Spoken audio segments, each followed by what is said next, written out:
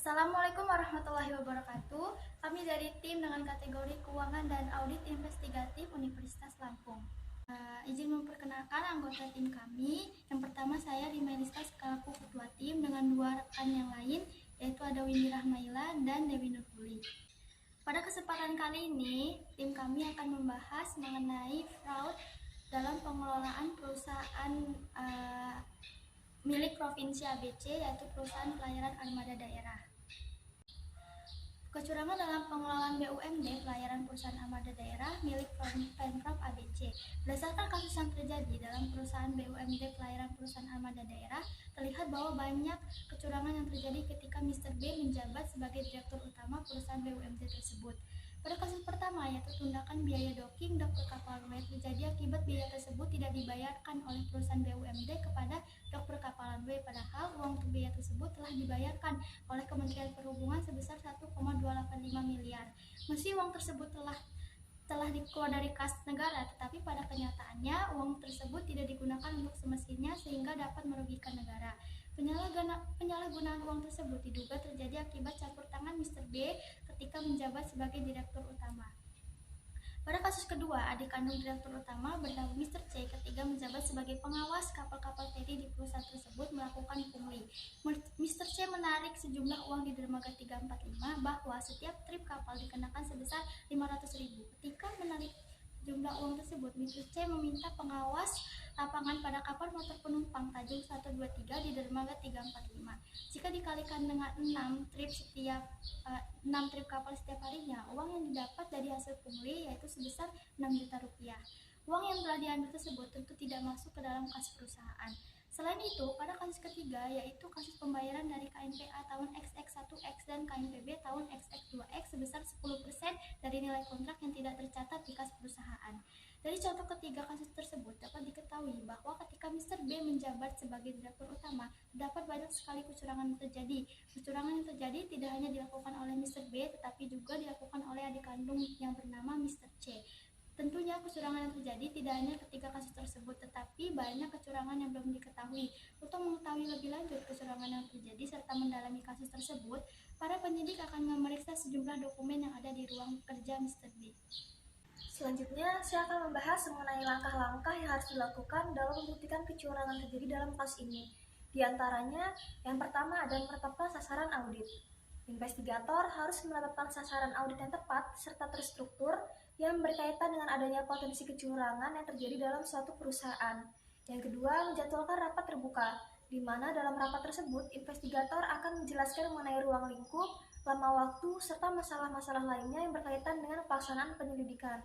Yang ketiga, membuat alur prosedur audit. Investigator membuat alur prosedur audit untuk mengidentifikasikan pihak-pihak yang terlibat, ruang lingkup, waktu, dan lokasi kecurangan, teknik yang dilakukan, serta potensi kerugian yang dapat ditimbulkan akibat dari kecurangan tersebut. Yang keempat, mulai melakukan kerja lapangan atau mengumpulkan bukti. Dalam hal ini, investigator harus mengumpulkan bukti yang relevan untuk mendukung temuan mengenai kecurangan di perusahaan tersebut. Yang kelima, mengevaluasi bukti. Jika terdapat bukti kecurangan, investigator harus mengevaluasi bukti yang telah dikumpulkan. Yang keenam, mengomunikasikan mengenai bukti yang ditemukan. Investigator harus mengomunikasikan mengenai temuan bukti kecurangannya kepada pimpinan tertinggi perusahaan yang merupakan pihak yang memiliki kewenangan dan bertanggung jawab dalam penyusunan serta melaksanakan kegiatan penganggaran perusahaan. Yang ketujuh, menyiapkan rapat penutupan. Dalam rapat penutupan ini, investigator akan menjelaskan mengenai masalah serta temuan bukti mengenai kecurangan terjadi. Investigator juga akan menjelaskan mengenai rencana tindakan yang akan digunakan untuk menyelesaikan masalah tersebut. Tidak hanya investigator, dalam rapat penutupan ini, semua pihak yang terlibat akan ikut membahas secara menyeluruh serta mencari solusi untuk menyelesaikan masalah tersebut. Selanjutnya, kerugian atau potensi kerugian yang diderita BUMD dari adanya kecurangan pada transaksi tersebut, yaitu yang pertama adanya kerugian operasional, yang dimana kendali penting atas aktivitas operasional bisnis akan berjalan dengan tidak efektif. Yang kedua, kerugian finansial, yaitu terjadinya inflasi belanja dalam perusahaan yang merupakan akibat dari belanja yang tidak terduga yang menyebabkan biaya aktual melebihi RKAP yang ditetapkan perusahaan. Yang ketiga, kerugian reputasi, yang dimana hal tersebut dapat menyebabkan hilangnya dukungan dari masyarakat klien, serta investor.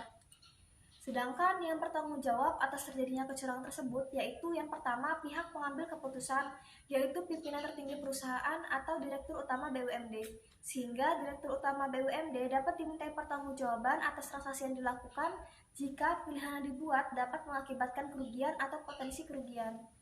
Yang kedua, pihak pelaksana transaksi. Unit operasional atau bagian keuangan BUMD dapat dimintai pertanggungjawaban jika melakukan kesalahan atau tidak mengikuti kebijakan serta pedoman yang relevan. Yang ketiga, pihak ketiga. Jika dalam melakukan transaksi, pihak BUMD melibatkan pihak ketiga, maka pihak ketiga tersebut dapat bertanggung jawab atas kerugian atau potensi kerugian yang ditimbulkan oleh BUMD. Selanjutnya, saya akan menjelaskan tanggung jawab auditor. Seorang auditor bertanggung jawab untuk mengungkapkan kasus kecurangan, baik penggelapan dana, pungli, maupun kecurangan lainnya yang terjadi, serta dapat mendeteksi pihak mana saja yang terlibat. Seorang auditor dapat mendeteksi dugaan pihak mana saja yang terlibat kasus korupsi dengan melihat gaya hidup para karyawan dan menganalisis segala dokumen yang berkaitan dengan dugaan pihak yang terlibat. Dalam kasus pungli, auditor dapat mengaudit transaksi yang dilakukan oleh para staf pengawas lapangan kapal motor penumpang serta mencocokkannya dengan pendapatan staf tersebut sehingga para audit dapat mengetahui pihak mana saja yang menerima uang hasil pungli tersebut. Seorang auditor bertanggung jawab untuk mengaudit laporan keuangan dan memberikan opini apakah laporan keuangan dari perusahaan atau organisasi tersebut wajar atau tidak. Selanjutnya, terdapat beberapa landasan teori terkait kasus yang terjadi pada perusahaan BUMD ABC, yaitu 1. Fraud. Fraud atau kecurangan adalah tindakan tidak benar yang dilakukan oleh manusia dengan sengaja untuk mendapatkan keuntungan baik pribadi maupun kelompok. Kecurangan dapat terjadi dalam bentuk penipuan, kebohongan, maupun pencurian guna memperoleh keuntungan berupa kekayaan dan uang, serta melindungi kepentingan pribadi dan menimbulkan kerugian bagi pihak lain. Kemudian kedua ada fraud theory. Menurut ACFI dapat dibedakan dalam 3 jenis kecurangan, yaitu 1. Korupsi, yang mencakup beberapa hal seperti penyuapan, pengambilan dana, dan konflik kepentingan rekan maupun keluarga dalam sebuah proyek. Kemudian kedua, ada pengambilan aset secara ilegal, yang mencakup 3 hal seperti skimming atau penjarahan, laping atau pencurian, dan writing atau penggelapan dana. Kemudian ketiga, ada kecurangan laporan keuangan, dapat berupa data keuangan palsu yang dilakukan dengan rekaan data dalam keuangan maupun salah saji material, yaitu kesalahan yang terjadi dalam penghitungan angka dalam laporan keuangan. Kemudian ketiga ada fraud triangle theory atau teori segitiga kecurangan.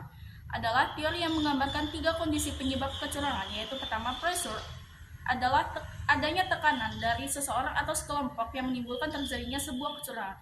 Kemudian kedua ada opportunity, yaitu adanya sebuah kesempatan bagi seseorang maupun kelompok untuk melakukan kecurangan tanpa diketahui. Sedangkan yang ketiga itu rationalization, yaitu pembenaran yang melandasi terjadinya sebuah kecurangan. Kemudian keempat, ada Ghosn Theory.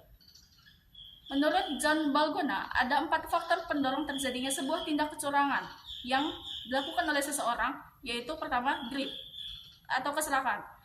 Adalah perilaku yang timbul karena adanya keinginan terhadap sesuatu secara berlebihan. Kemudian kedua, adanya opportunity atau kesempatan, yaitu kondisi yang memungkinkan seseorang untuk melakukan kecurangan akibat kurangnya pengawasan dalam sebuah organisasi atau instansi.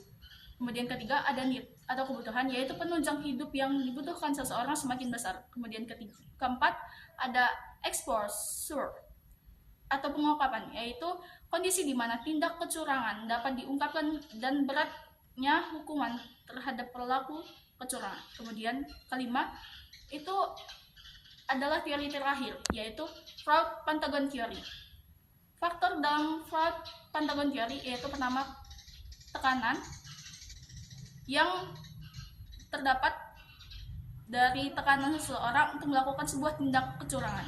Kemudian kedua ada peluang, yaitu kondisi yang memungkinkan seseorang untuk melakukan tindak kecurangan dengan pemikiran tindakan kecurangan tersebut tidak diketahui atau tidak dapat dideteksi. Kemudian ketiga ada rasionalisasi, yaitu sikap yang menyatakan adanya pembenaran di balik tindak curang yang terjadi. Kemudian keempat ada kompetensi, yaitu keahlian seseorang untuk mengembangkan strategi yang digunakan dalam tindak kecurangan. Kemudian terakhir arogansi, yaitu perilaku yang merasa bahwa kebijakan perusahaan dan pengendalian internal tidak berlaku bagi dirinya.